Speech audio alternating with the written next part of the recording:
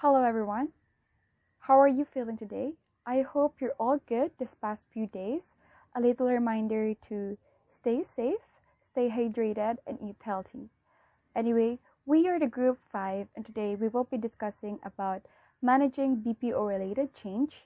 And to start off the discussion, my name is Joanna Marie A. Alundan, and I will be sharing with you about the changes and challenges facing the BPO organization as well as the PPO project management plan. So, with that, let's go and let's get started with the discussion.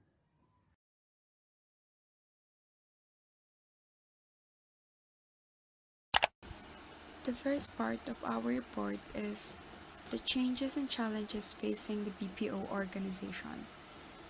We have this saying or belief that change is constant and inevitable.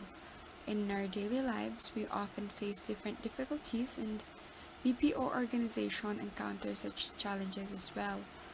Every BPO company has its own unique challenges that they must assess, and at the same time, there are also general issues that almost all organizations must confront, and I will be discussing six of them.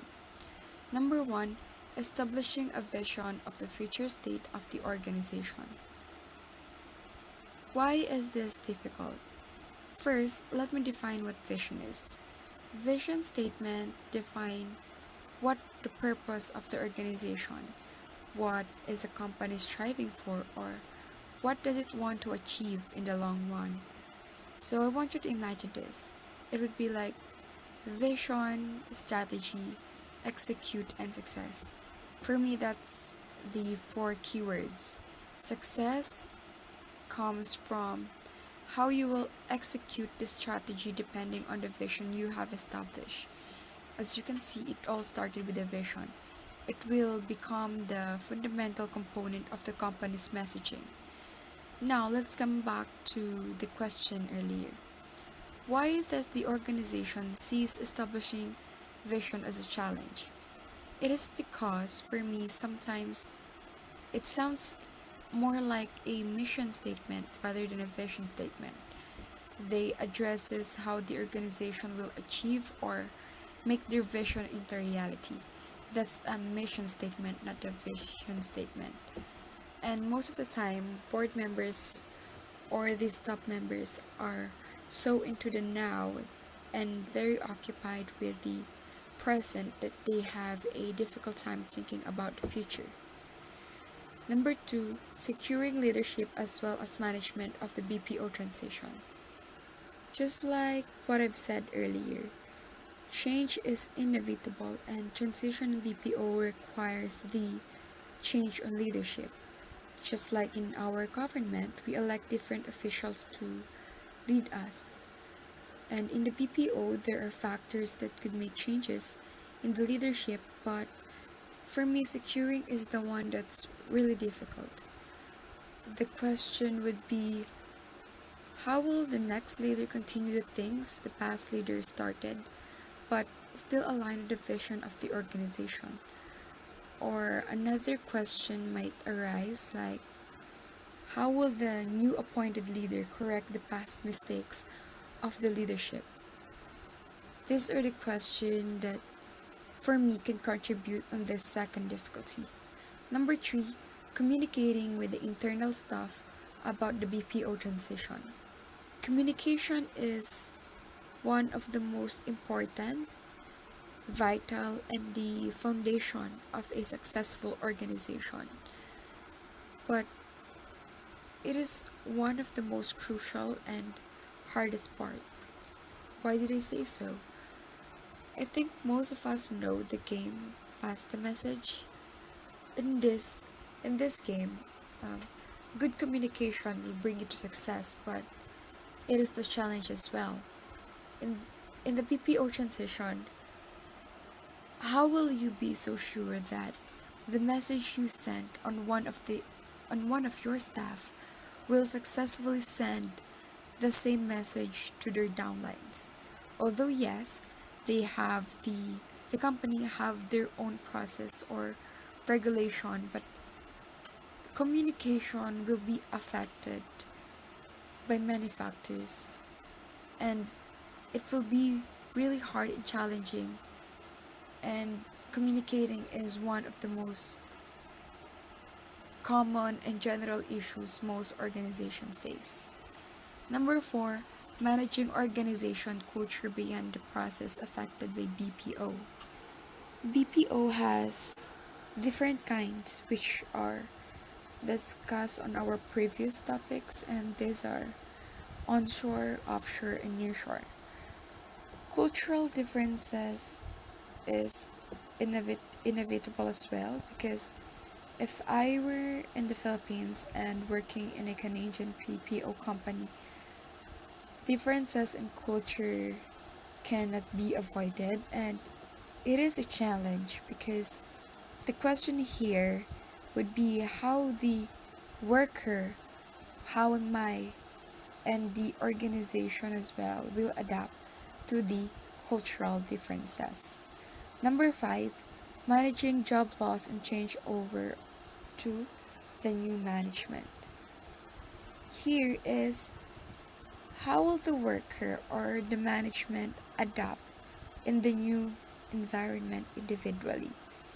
Because how because the way the individual adapt on the new environment will affect the whole organization.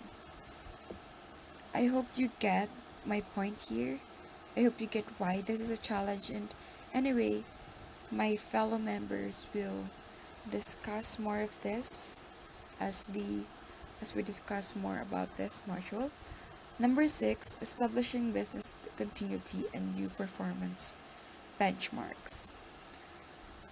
When we say benchmark, it is the study of the competitor's product or business processes for you to improve the company's performance. Here, the challenge would be how will the company or the organization adapt on the progressing and changes on the external factors such as the competitors and the consumers in the long run. We all know that trends are changing as time goes by, and here this will be one of the challenge of the BPO companies. So these are the 6 general issues that the BPO organization face. And to deal effectively with these issues, organization need an overarching project management plan, an understanding of basic change management principles, and recognition of the numerous change-induced issues likely to arise. By paying attention to and planning for these matters early in the process, our organization can keep their BPO initiative on track. Let's now proceed to the next part of my report, entitled as the BPO Project Management Plan. The BPO contract signed to manage the ongoing project does not include the flexibility and the responsiveness on some factors, and because of this, the need of second document is required, which is called the Project Management Plan. This plan must be fluid enough to adapt to the needs and competitive conditions of each firm change. Also, it must have provision to enable this adjustment. Aside from this, the project management plan must contain basic details such as goals and objectives, timelines, and key term working definitions. As we discuss more about this, the question whether an individual or a team must be the one who will be assigned in doing this plan arises. A dedicated team or an individual is the one who will be designing the plan, manage the project on an ongoing basis, and implement changes as needed. Some may think that it may cost some money to the BPO, but it was better for me as we can see this, because in the long run, it will show that it will be less costly because issues can be anticipated and managed before they become problems. It will be anticipated beforehand. So going back, Which one is better, individual or team approach?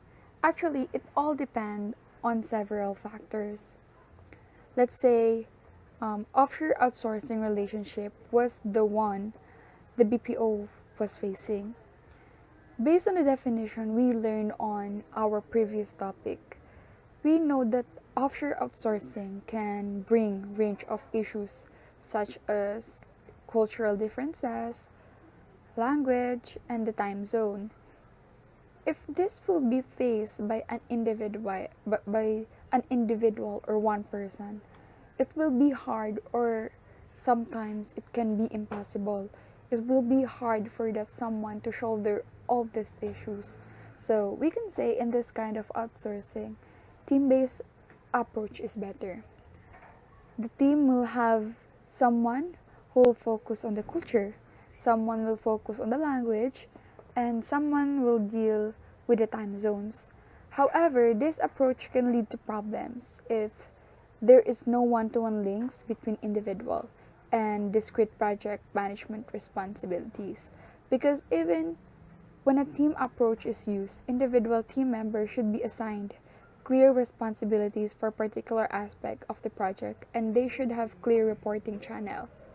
To explain more, here is the exhibit 5.1, and there are two columns here, individual or team. The title is Factors Relevant to Choosing Between a Team or Individual BPO Relationship Manager.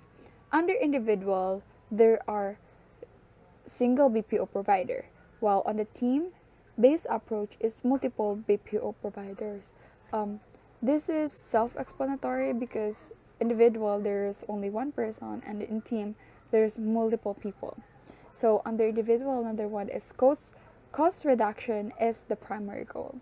So because there's only one person, you have there will be cost reduction compare on the team-based approach.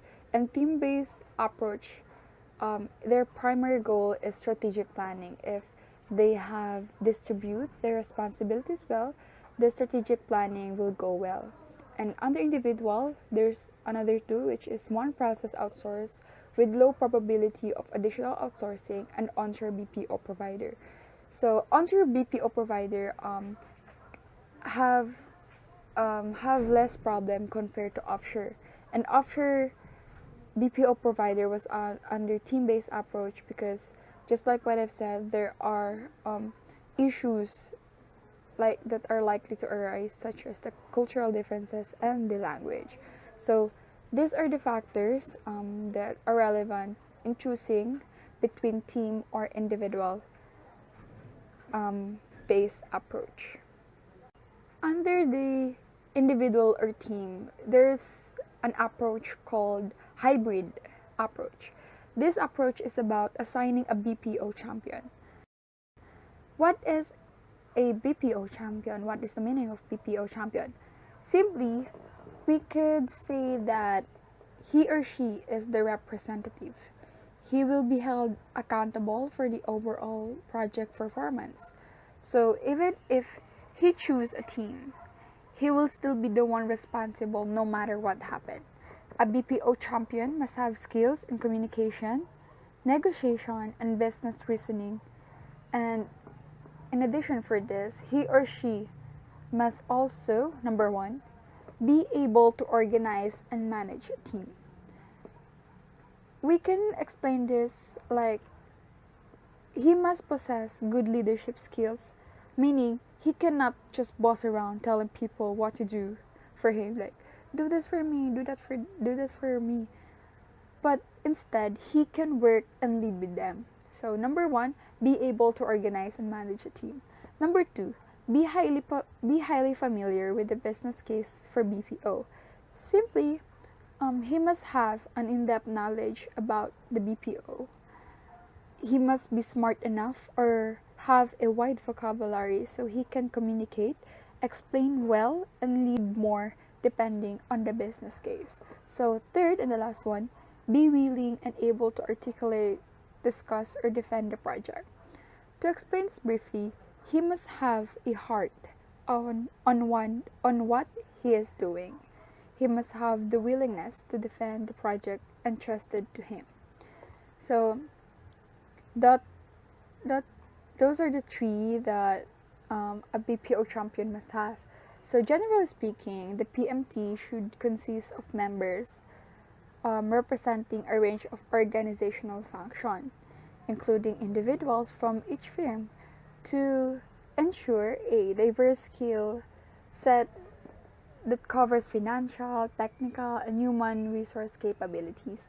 So, aside from these, other roles that might be assigned to team members include number one, facilitator.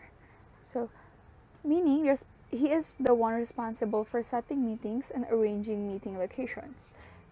So there must be a facilitator because there must be someone who will arrange the meetings and the location as well. He must inform other members beforehand that on the same day. It must be in a formal way.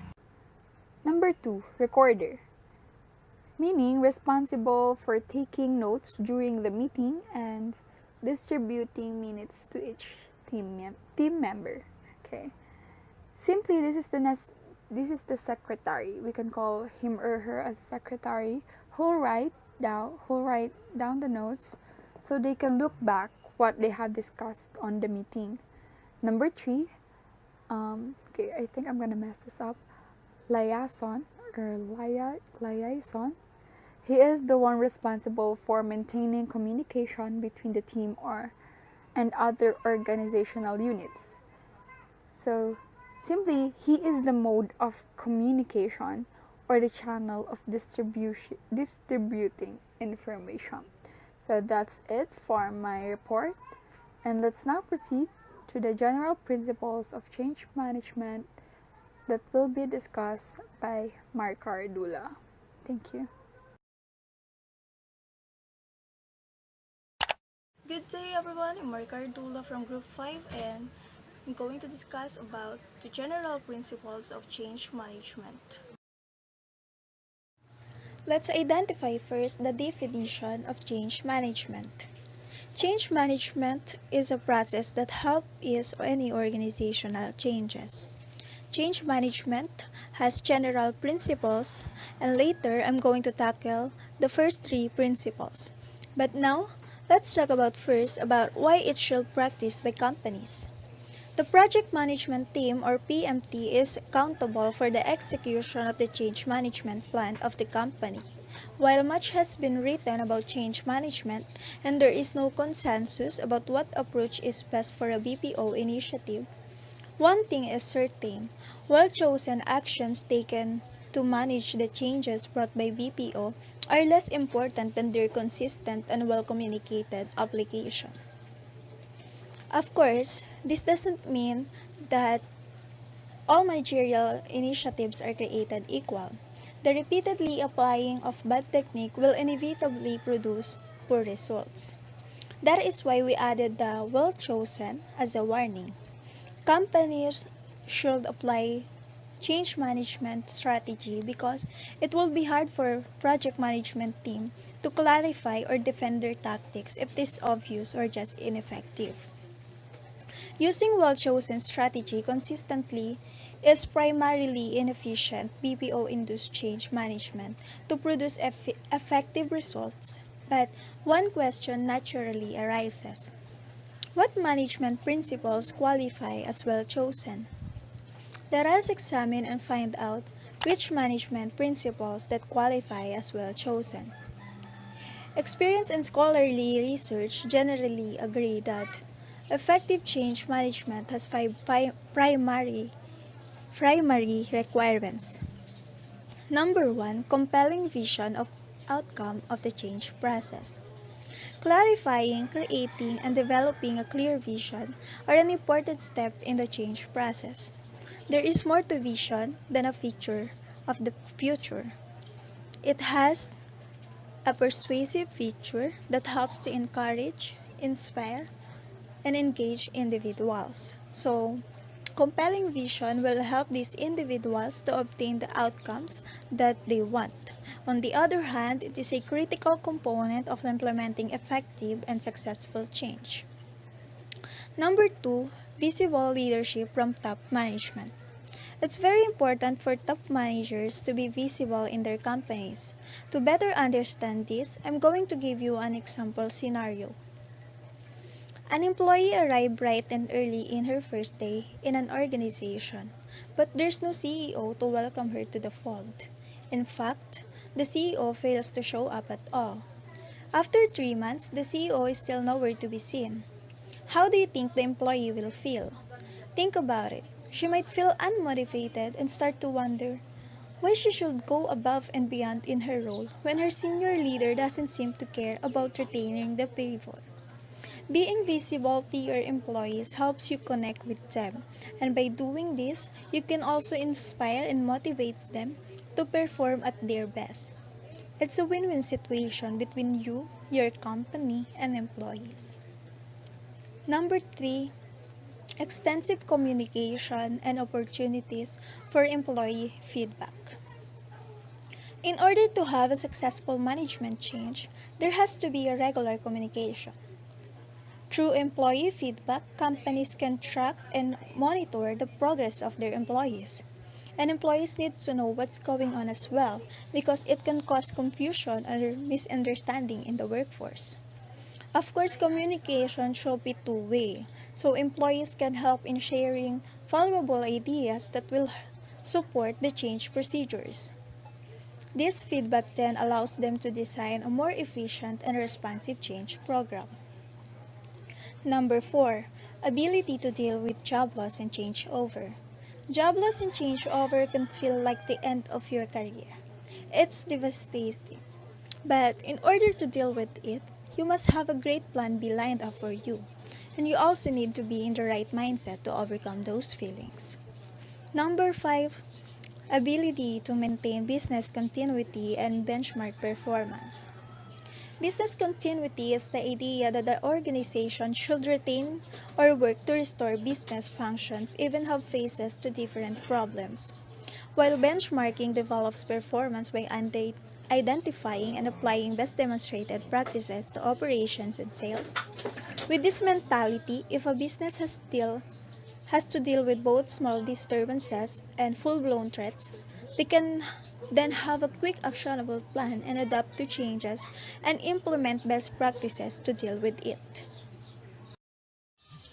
Let's now proceed to the first principle of change management, which is creating a compelling vision.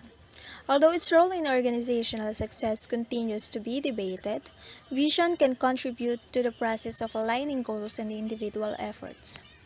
But it is not enough to simply have a vision. You've got to build and create compelling vision. To be compelling, your vision must be first, positive, something that others perceive as desired. Second, personal, something that will benefit others. And lastly, possible and clear. Of course, it should be a destination that individuals can see themselves reaching it and have a clearer image of the future.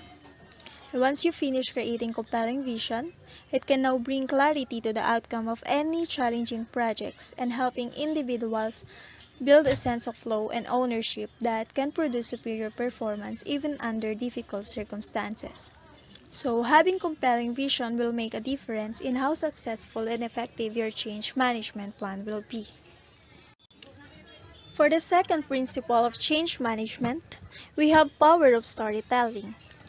Have you ever watched the same movie over and over again? That even though you've heard and seen it many times before, you still laugh at the same funny bits, shudder at the same scary moments, and cry at the same saddest scenes, just like the first time you've ever heard and watched it. It's because people love stories and sometimes we want to hear the same tales, because we can relate to it and it triggers our emotions. Now, why does this matter in business? Good corporate story helps people better understand what you say and more clearly remember the information. But it does not need dramatic characters or daring action heroes. It simply requires a word picture of the results predicted and the possible effect on the individuals running it. And it is more likely to lead to a positive response, which is particularly beneficial if you are pitching for investment or looking for support and approval for a business case. There are 5 basic elements needed to make storytelling an effective technique for leading change. Number 1, effective stories are context specific. Research shows that connecting an activity or project to solve strategic problems of an organization increases the effectiveness of the initiative. Number 2, effective stories are level appropriate. Telling stories is one of the most powerful tools to influence, teach, and inspire people. So the storyteller should frame stories in order for participants to see themselves and reflect on what they might do to overcome the challenges it faces. Number 3, role models tell effective stories. Stories that tell by respective role models and highly accessible coaches influences and motivates individuals' action to strive and overcome their weakness. Number 4, effective stories have drama. The best and effective stories are those who focus on the storyteller that has to make difficult decisions and choices, usually without full information in details or complete agreement among the parties concerned. Number 5, effective stories have high learning value. For a story to be effective, it must promote learning, and in order for this learning to have an impact to individuals, it must produce behavioral improvements. Let's now proceed to the third principle of change management, the leadership management roles.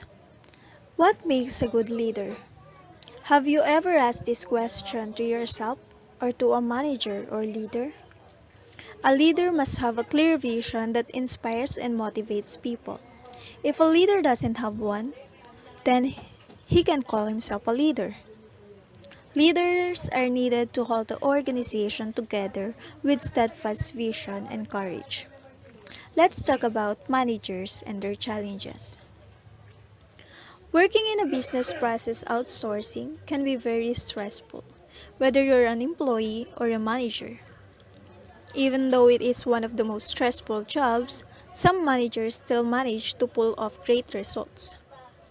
Managers are faced with operational challenges, deadlines, and goals, yet they must motivate others to reach their goals. Since BPO is one of the most stressful jobs, it is sometimes necessary to inspire and motivate others to perform when their jobs are being eliminated.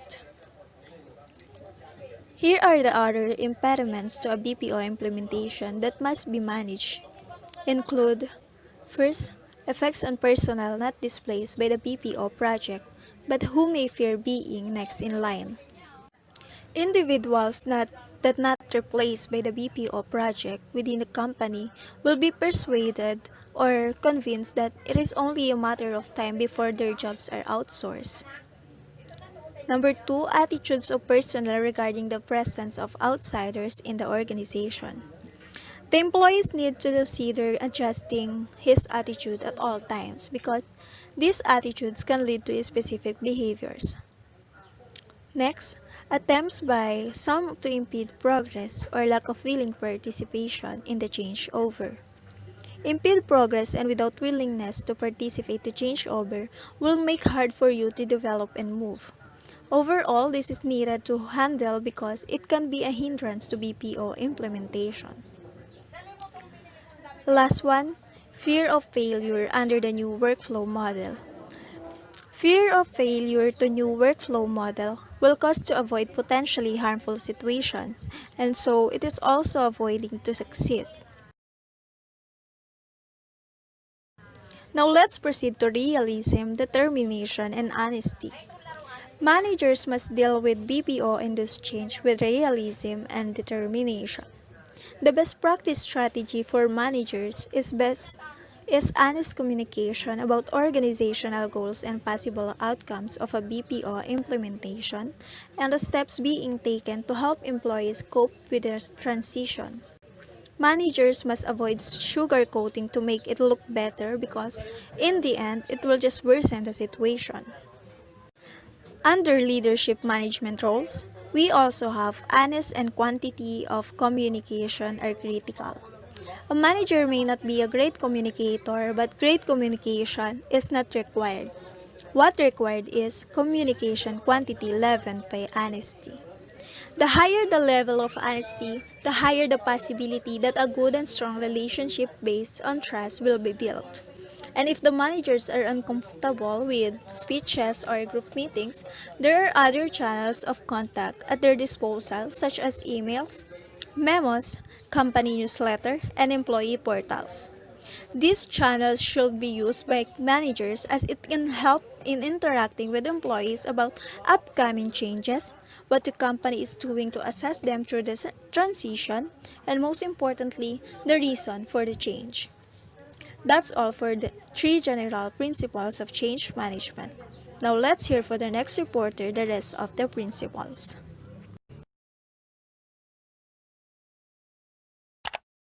Hello, I am Shania April Ayunaga to continue discussing about the general principles of change management. Still under leadership and management roles is overcoming the obstructionist. When we say obstructionist, those are the persons that are deliberately trying to prevent or delay a process or a change. There are two types of obstructionists, which are overt obstructionists and covert obstructionists. Overt obstructionists are easy to handle and are easy to find because they are vocal that they are not agreeing with this certain project, na they don't like this certain project. Meanwhile, covert obstructionists ay mahirap hanapin at mahirap i-handle because hindi nila sinasabi na they don't like this certain area, hindi nila sinasabi na against pala sila doon, ayaw pala nila noon, hindi nila sinasabi yon. Next is identifying covert obstructionist. Katulad nga nung sinabi ko kanina na mahirap silang hanapin kasi hindi nila sinasabi na they are against with that certain project. Kailangan mo pa silang hanapin sa mga employees mo. And ang paghahanap ng covert obstructionist ay may process. Hindi ka pwedeng magbintang na lang ng kung sinong employee dyan na sa tingin mo sila yung nagpapapagal ng trabaho mo kasi malay mo sila pala talaga yung nagtatrabaho ng maayos at nag-e-exert ng effort para mas mapabilis ka. In order to find the covert obstructionist, you have to assess your employees. Kanino ba ikaw nakakakuha ng mas magandang requirements, sino ba nagpapasa on time, sino ba yung mga maayos ang requirements, kasi in that way, lalabas yung covert obstructionist.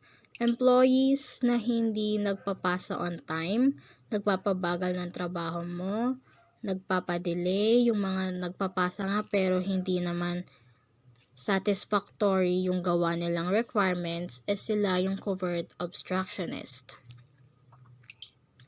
Next is leadership must be visible, accessible, and articulate. So in BPO transition, leadership must be visible and accessible.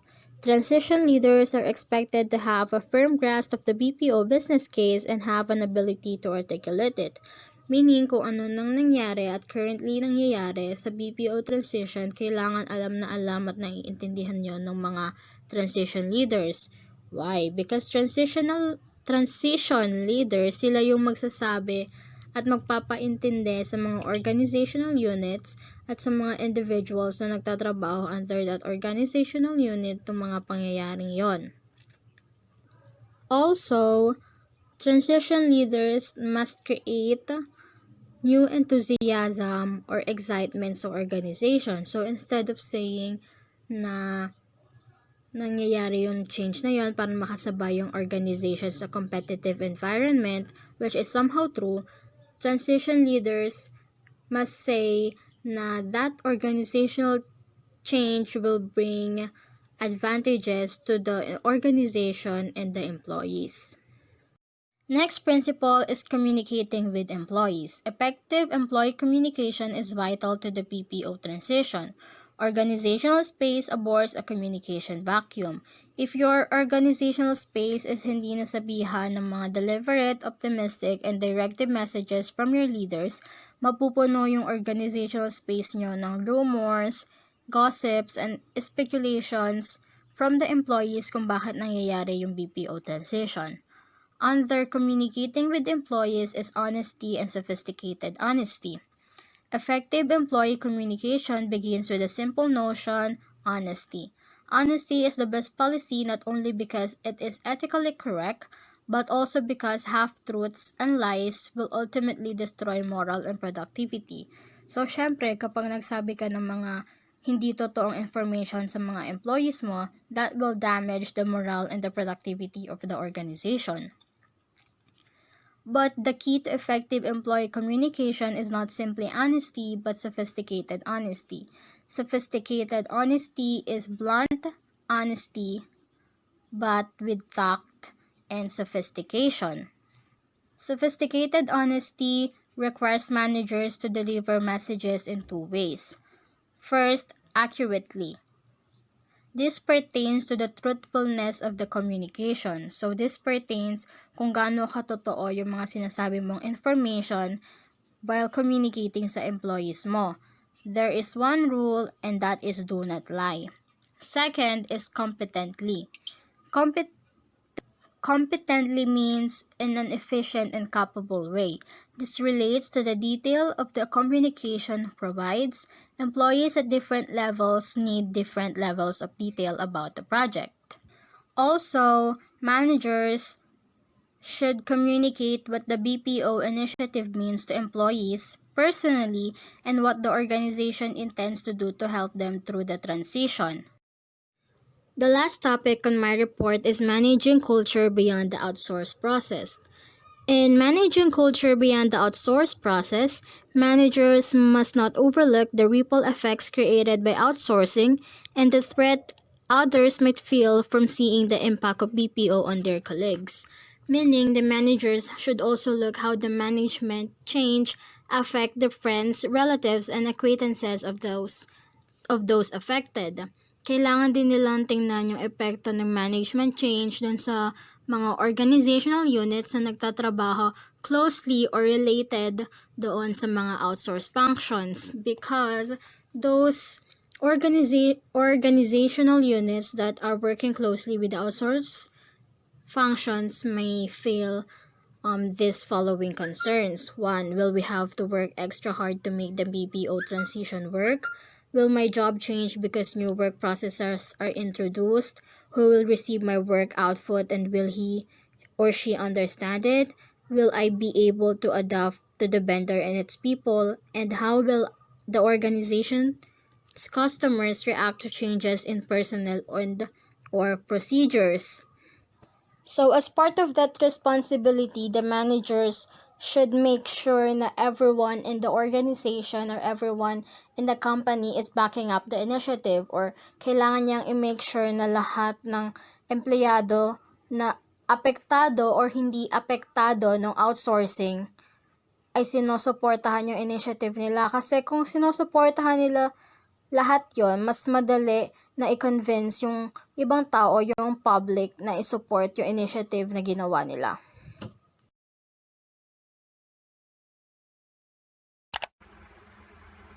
Good day everyone, I'm Kimberly Ann Pisalvarita and I'm going to discuss the continuation of the general principles of the change management. So, let's start. Managing job loss and changeover. Most rank and file staff who are likely to be displaced by a BPO initiative are living paycheck to paycheck, and they are unlikely to welcome the organizational decision to outsource with shouts of joy. Whether the expected job displacement involves termination or shifting responsiveness, the reaction is predictable. Next is detailed reduction in force plan. A comprehensive RIF plan will take into account a broad variety of considerations when identifying who will be terminated and the termination procedures. It should consider the abilities of each person and assess their relative contribution to the firm. It is unwise to necessarily use an across-the-board RIF approach if it threatens the termination of promising up and comers. Usually, RIF plans are formulated in an off-site and protected environment by the management team. The list of persons to be terminated should be closely guarded, and managers should undergo extensive instruction on procedures to use for the terminated workers. Next is reducing the impact of displaced employees. Early retirement programs, for example, may be an option for senior employees. In cases which a contract is in force, voluntary buyouts of employment agreements may be used. As a result of RIF, many organizations try to obtain a release of potential claims from employees terminated. This requires some form of the organization's consideration, usually severance pay. Provisions to help unemployed workers get another job should be included in RIF program. In order to support workers through the initial trauma, several companies set up career and psychological counseling programs. Next is business continuity and benchmarking. Business continuity is complicated, often involving long hours and skill-stretching actions during transformative change. The organization may need to work carefully with local media representatives who are always looking for a human interest story in the middle of outsourcing-induced RIF. Managers annoyed by frequent employee meetings and communication will be challenged to participate in this area. Next is change and the buyer-vendor relationship. Although this relationship is full of potential, it is also fraught with risk. As such, businesses considering BPO need to understand that the traditional tactics for managing the relationship between buyers and suppliers are insufficient to manage a BPO relationship. BPO buyers should be prepared to adapt their tactics accordingly and follow a systematic approach to the management of BPO relationships. Last, a relationship rooted in key skills. Effective outsourcing relationship management depends on how the specifications are specified, the goals outlined, the chosen provider, and the written contract. In addition, the people chosen to manage the relationship are important since a variety of skills are needed to manage BPO relationship, including negotiation, communication, and business knowledge. Negotiation. A BPO partnership will always be provided and taken up, so it is critical the project management team be skilled in negotiating points of view and presenting them to the supplier appropriately. Next is communication. Outsourcing project management teams are the glue between the business's needs of an organization and the services of the provider. Good communication skills prevent the difficulty of basic problems. Last is business knowledge. It is necessary to continually understand the evolving market needs and align the vendor services with the BPO buyer's business goals. That's all. Thank you. Good day everyone, my name is Majaila Cuevas and I will be discussing about the 4 fundamental characteristics of the BPO project. Those 4 are: first is the depth of the relationship, second is the scope of the relationship, Third is the choice of assets to use. And last is the choice of business culture to adopt and exploit. It is important to understand these four fundamental characteristics because it shapes any BPO relationship, regardless of its industry or the BPO type.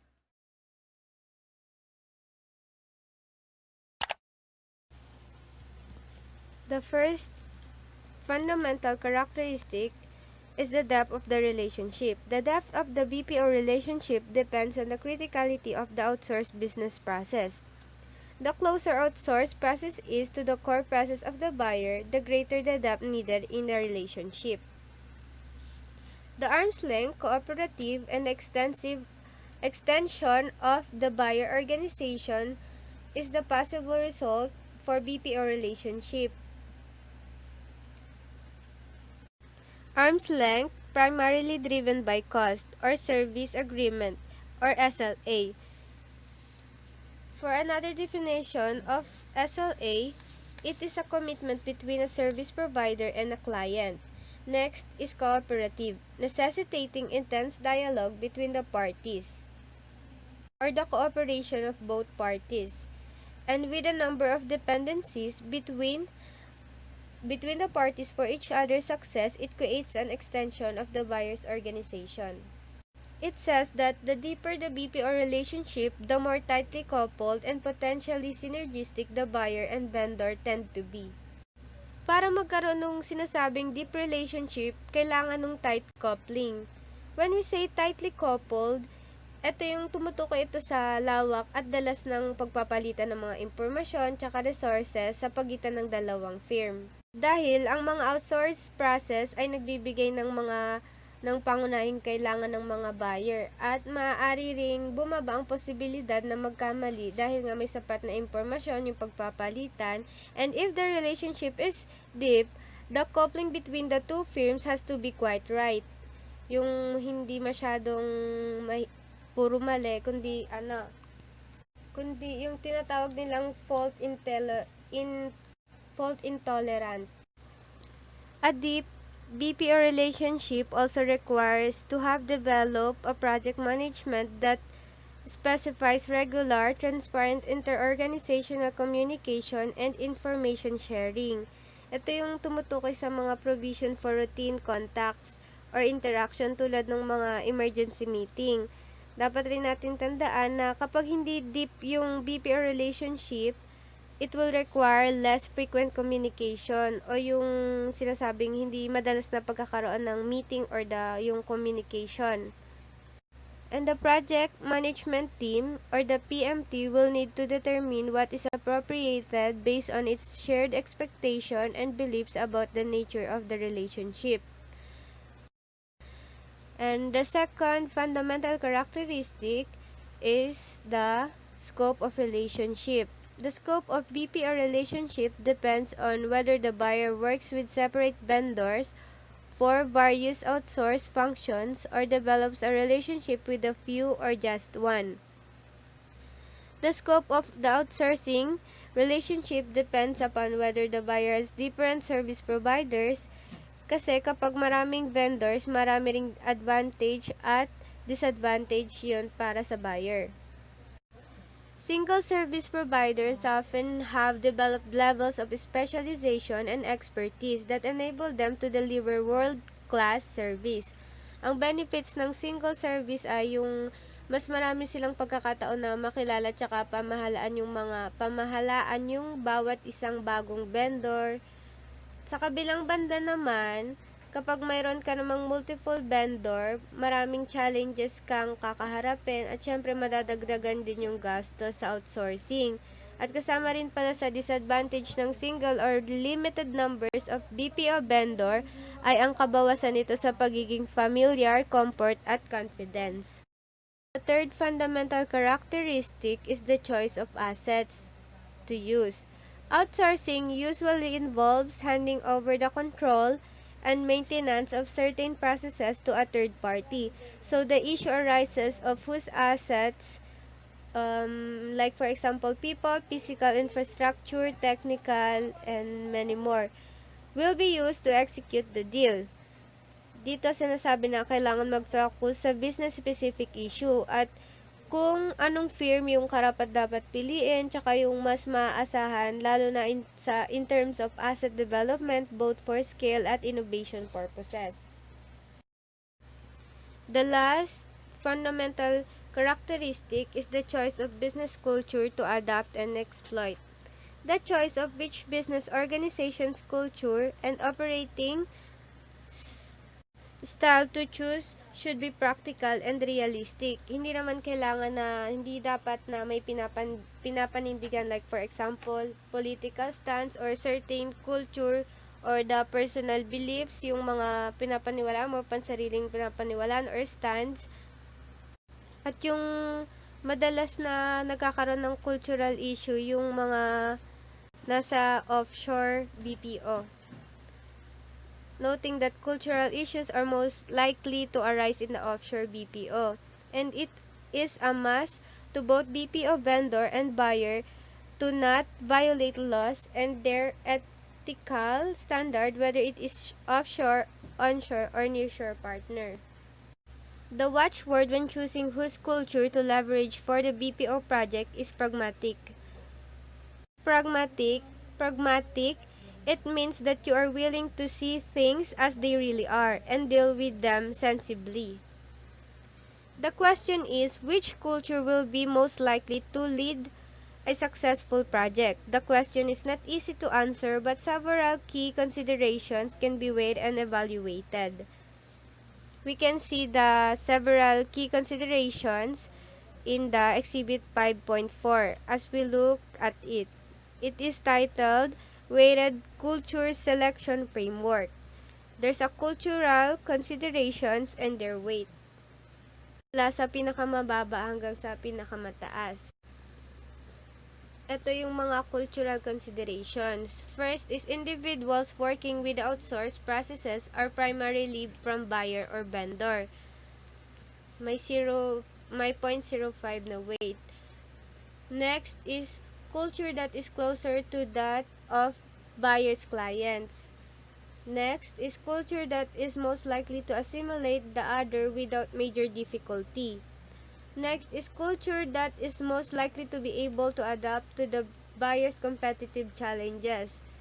And the last is yung pinakamataas na culture that will provide long-term stability. In order to address the whose culture, BPO buyers should work closely with vendors. Hindi na kailangan pa magbato ng mahihirap na mga tanong, yung mga kailangan nilang sagutin, dahil yung, syempre, yung matatag na BPO relationship, kailangan yung kaya mong makisama, makipagsabayan, sa kabila ng pagkakaiba-iba ng kultura, tsaka may isang hangarin yung magtagumpay sa kanilang vision. Tsaka yung may konsiderasyon ang BPO buyer sa kanyang BPO vendors dahil noon nagkaroon na ng issue ng tungkol sa unacceptable foreign labor laws. Noon yung issue na yun, pero ngayon okay naman na. Sabi, however, the issue has now heated up politically around the issue of moving jobs outside the United States. Good day everyone, my name is Luisa Socomancada and I am here to continue the discussion under the topic of BPO relationship success factor that develops the long-term relationship of buyer and vendor. BPO relationship success factors. The project management plan is intimately related but not confined to the contract between parties. It includes elements of interpersonal and interorganizational interaction that simply cannot be specified in a contract. We have importance and value of trust, and there is an ingredient of trusting BPO relationship. Number 1, shared vision and expectation, consistency of actions, predictability of responses, respectful of confidentiality issues, long-term mature and enduring, aligned interest and goals, mutual respect and understanding, proactive and intense communication, integrated systems and processes, encouraging and participative, sharing of risks and rewards, and last but not the least, operating as extended organization. We have common factors in successful relationships. Hundreds of BPO cases also reveals how successful buyer-vendor relationships have certain factors in common. Number one, the buyer must understand and respect the vendor's need to make a profit. Number two, the contract should have provision for SLA recalibration. Number three, the buyer's responsibilities should be clearly articulated. Number four, the PPO project management plan should include provision for changing the PMT structure of members. Number five, the PMT should use systematic problem identification and resolution techniques. And number six, the PMT should develop interpersonal relationship norms. So profits and the BPO relationship. Number one, a reasonable profit margin for the vendor is essential to the long-term success of an outsourcing relationship. Outsourcing is designed to deliver financial benefits for the BPO buyer. To be sure, but it must also be kept in mind that the vendor is a business and must profit as well. Relationships that focus exclusively on cost reduction often lead the vendor to deliver minimum service in order to justify the continuation of the contract. This can be avoided and both parties can reap benefits if the buyer expects is a fair profit for the vendor and encourages reinvestment for profits in extension of the vendor's core competencies. So in business sometimes have little understanding of how why one of the cost centers or for example human resources, legal and etc. is a large part of their budget. Gather all of the available data and analyze it. Ask questions such as why are we losing money in this area? Why is it working? What improvement can we expect if we work with a BPO company? Once time is taken to gather relevant data, review business processes, and assess the outsourcing solution, the decision to outsource becomes easy. This in turn creates a better relationship with your outsourcing company. They know exactly where to start and where they need to go. Now let's proceed to recalibration of terms. SLA recalibration terms clauses are effective tools for assessing and adjusting contract terms.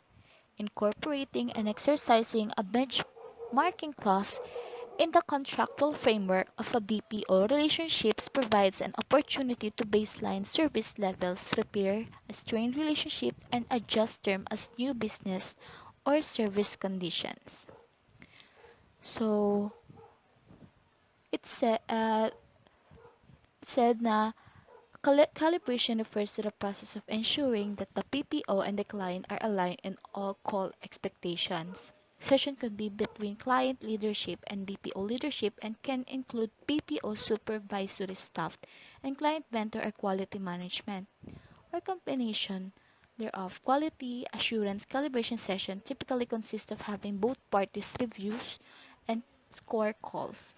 Then meeting to review and ensure that both scores are identical as possible to ensure that the variance between calls scoring between BPO and clients are minimal. Now, let's know what is buyer responsibilities. The BPO buyer's responsibilities to manage the outsourcing partner are one of the most neglected area of outsourcing relationship governance. BPO buyers either devote too few resources to managing the vendor relationship or deploy supervisory resources that lack the skill, training, and inclination to make the relationship succeed. So, the most rewarding type of BPO business partner is one in your BPO provider takes on the role of strategic partner. This is what we always aim to provide to our customer because it gives them the most value and allows us to guide them towards success. Now, the next one is changes in the project management team. In a strained BPO relationship, the existence of ill will on one or both sides often present a major hurdle to successful resurrection of the relationship. In some cases, it may be useful to replace team members who have become hostile to the project or who have developed personal animosities, but sometimes an occasional turnover in member just makes a good business sense. In defining the purpose of the change, well, the change objective has a clear impact of the strategy and plans required to achieve the change. The objective defines that what, why, how, when, and who. With its objective adequately defined, a project will run into major problems. Manager will develop their own objectives and a project will achieve inappropriate ends, while resources will be committed with due analysis of their availability and action will be carried out without taking full account of other important factors. Now, the next one is the systematic problem identification and resolution. Several tools are available to the PMT to constantly monitor and assess the result of the BPO project. The metrics specified in SLAs are a starting point.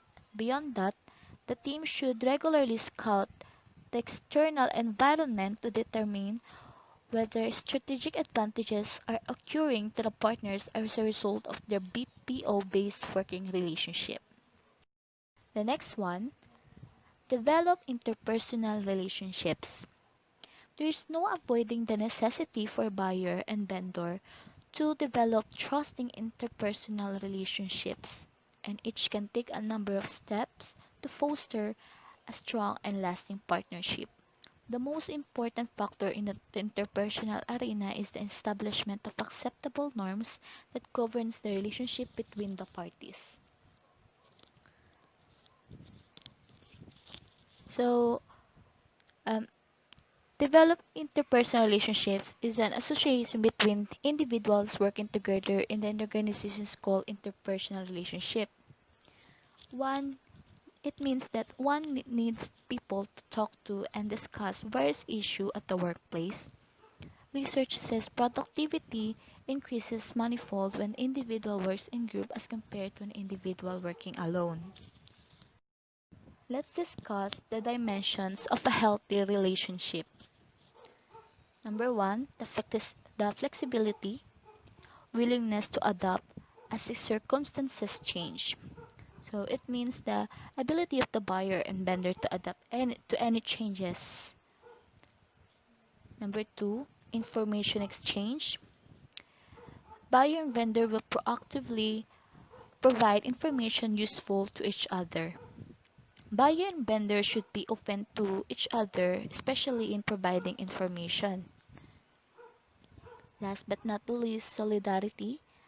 A high value is placed on the relationship and prescribed behavior directed specifically toward relationship maintenance. So it means that the buyer and vendor must have unity in their action and decisions.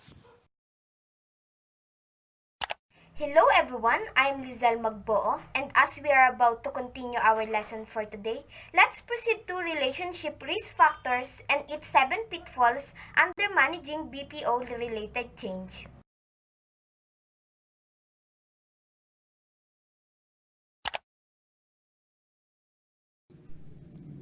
Relationship risk factors. It is impossible to control the way the BPO market will evolve.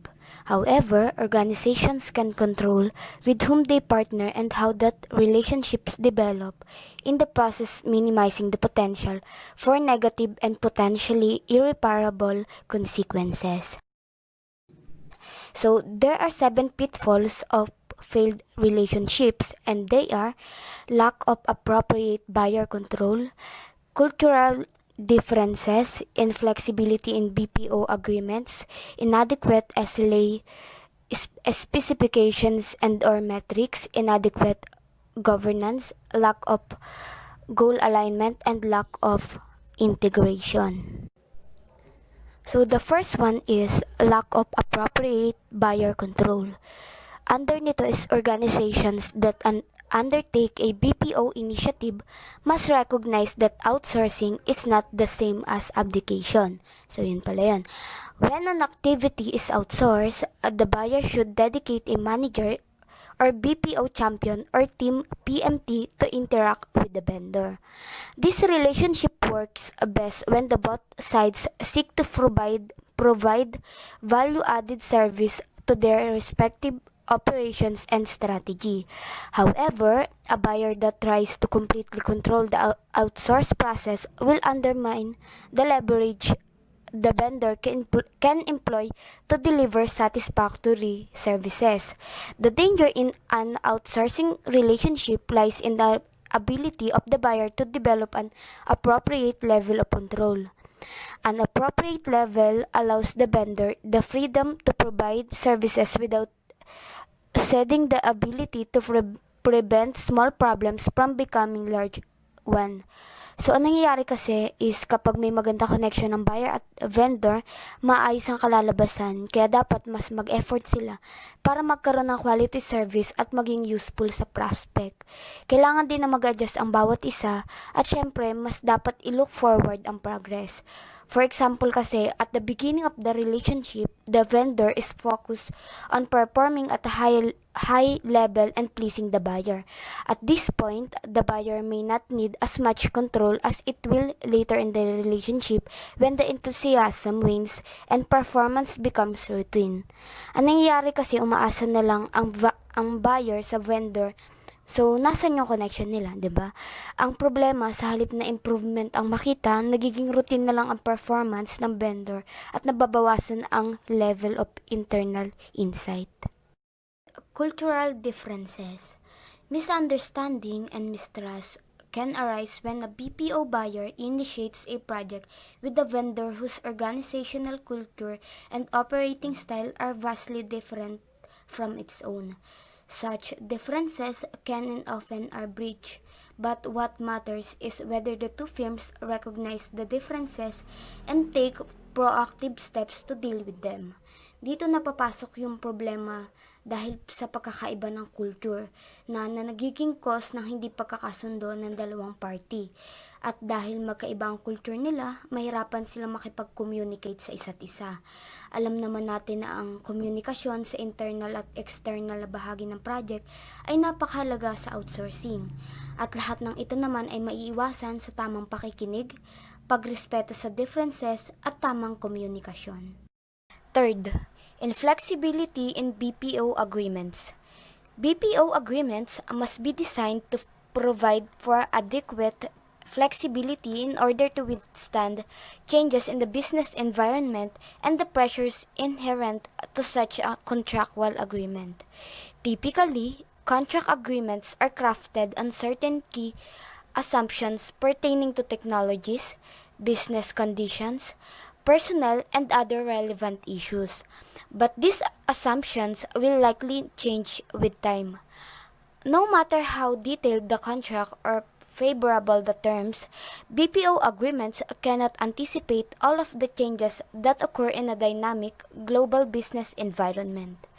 Kapag papasok ka sa business world, or organization or service company, dapat flexible ka and mindful sa nangyayari kasi kung hindi, pwedeng ma-disappoint mo yung client mo or hindi nila makuha yung satisfaction sa'yo.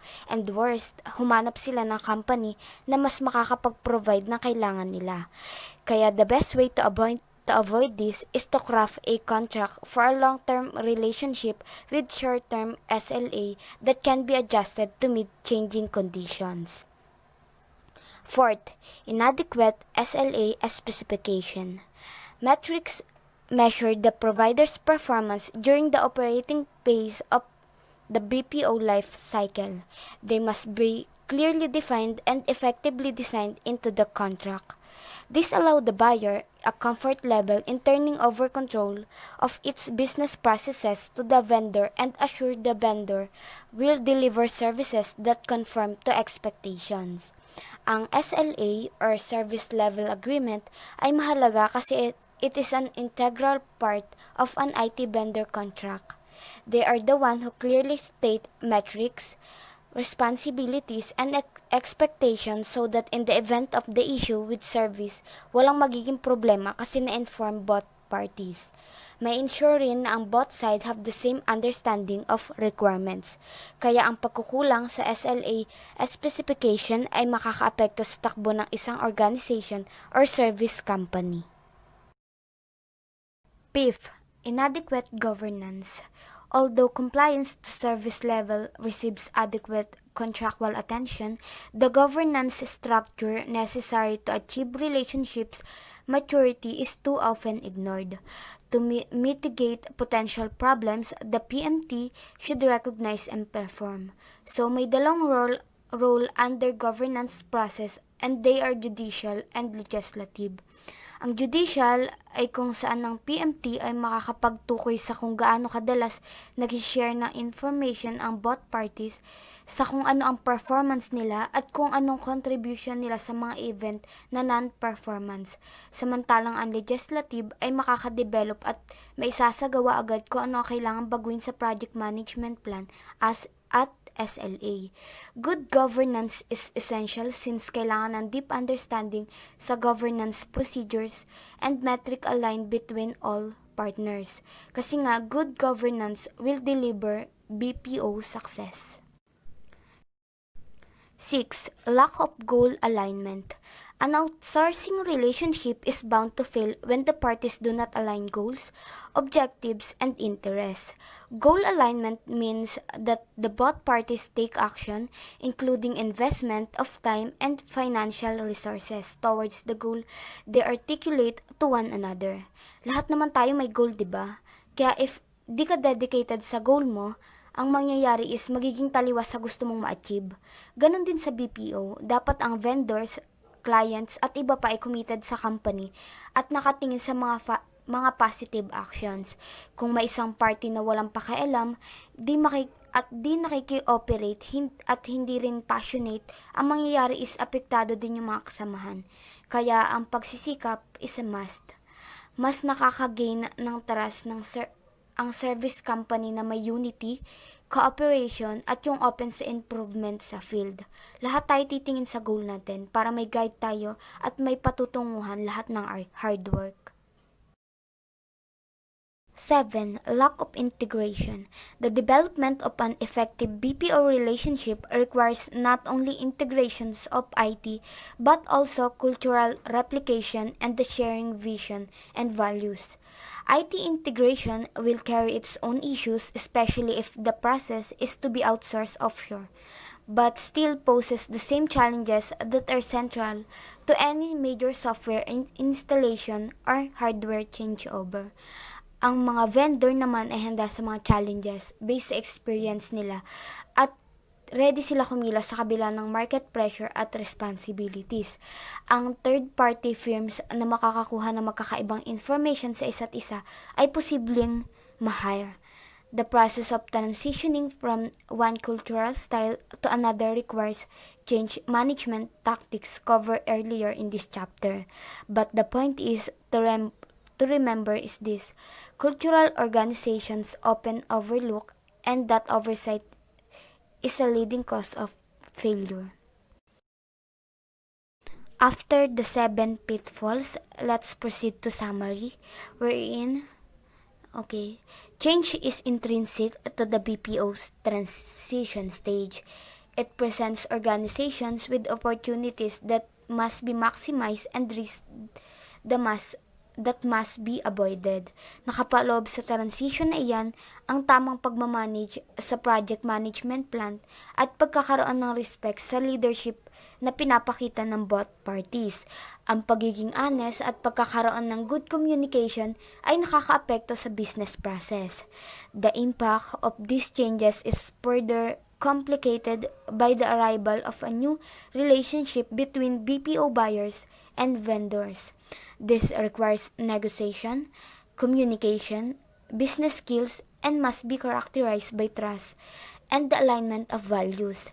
Sa malawak na pag-intindi at pag-pursue sa fundamental traits ng BPO relationship ng buyer at vendor ay makakabuo ng critical decisions that will lead to success and potential partnerships.